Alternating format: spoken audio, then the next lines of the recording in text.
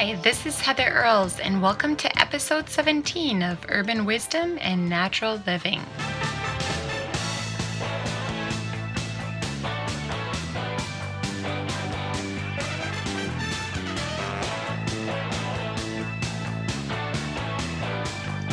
Hey everyone, Heather Earles here. Thanks for coming on today's episode. This week, like every week, I'll be talking about natural living and healthy tips that will get you to rethink how you live and what products or habits you can easily change to better your life. So let's get started. Today, I'm going to give you 5 tips on how to grow your own garden. Part of healthy living is healthy eating, and what a better way to do that than to plant your own garden and raise your own food.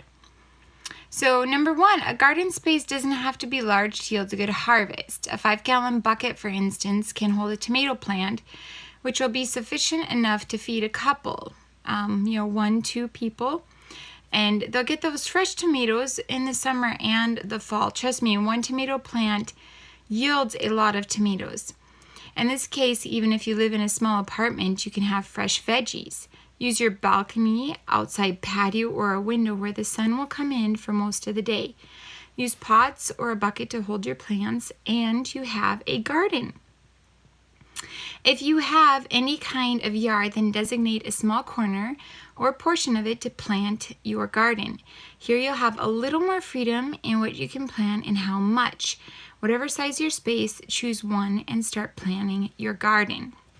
You can also use raised beds. I just visited a friend and she made this beautiful raised bed in the middle of town, put the wire around it, and she goes in there, weeds her plants. I think she has like 5 rows, so it doesn't have to be large, but she's going to get fresh tomatoes, peppers, and sunflowers for the kids to watch them grow, and a few other things like cucumbers and stuff that you normally eat. So again, it doesn't have to be a large space. Gardens can be very therapeutic and great for people of all ages. My grandma still gardens and she loves it. If you are new to gardening, however, I would suggest starting small. You want this to be something enjoyable to get your feet wet, not something that ends up being overwhelming and stressful.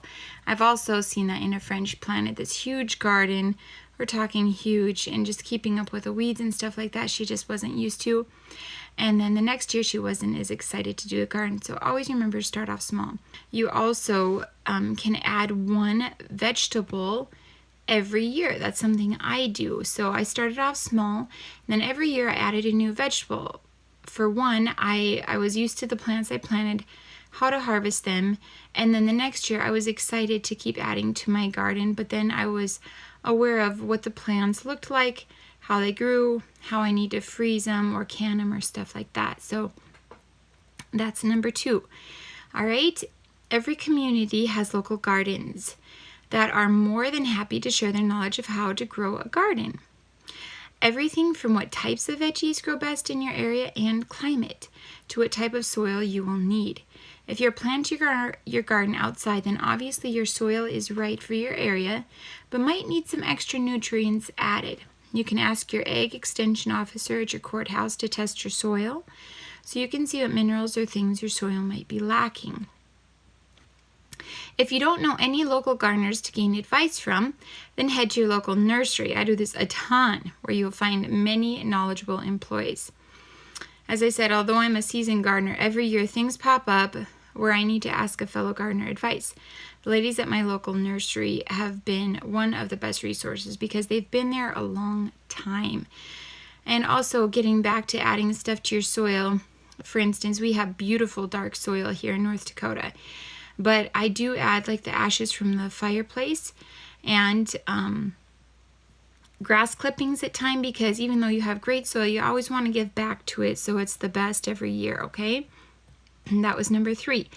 Number 4, no matter what you do or try in life, it's always a good idea to go into it with a learner's attitude. Your local library is also a good resource and free.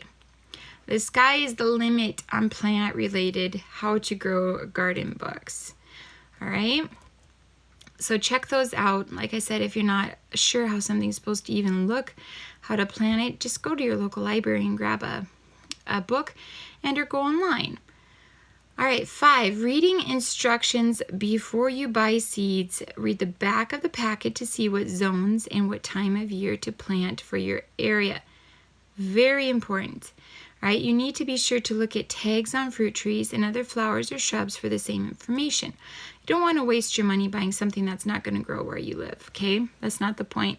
It's not going to make you very happy, too, when you spend all that time planting stuff and then nothing comes up. So the last thing you want is to buy something and it's not going to come up in your zone. For instance, if you look on the pack, it should have them color-coded. As far as zones, North Dakota here, we're like in zone 3, which means it's really cold. So we have different times of planting, which is usually later in the season, and then when different things will come up. Some will get vegetables up before ours even start to blossom here. So you don't want to have the heartbreak of planting something, like I said, and it not come up. But by checking packets and tags, you'll prevent this and ensure you have a great first experience, which is what we're going for here. If growing a garden is not a possibility for you this year, then make sure to choose a healthy alternative when buying your produce. Your local farmer's market is a great place to do this. You support your local community. You get fresh organic produce, right? Most farmers markets are held once or twice a week. Make time in your schedule to go to the farmer's market the same as you would go to the store.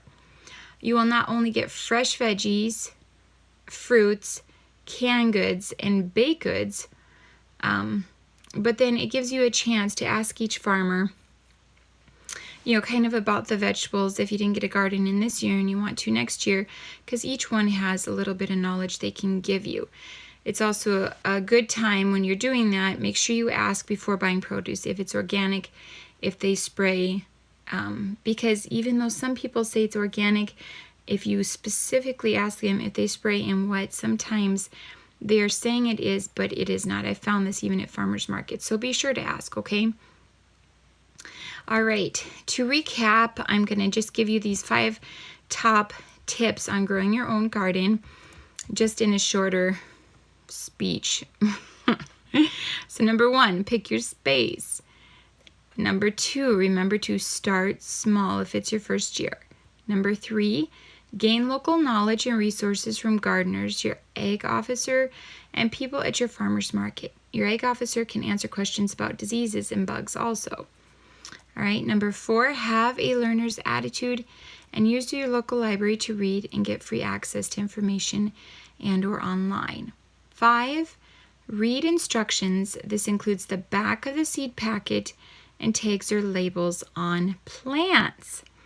So with all the information I have just given you, I hope you have a great experience as you plan and plant your very own garden. Happy planting, you guys.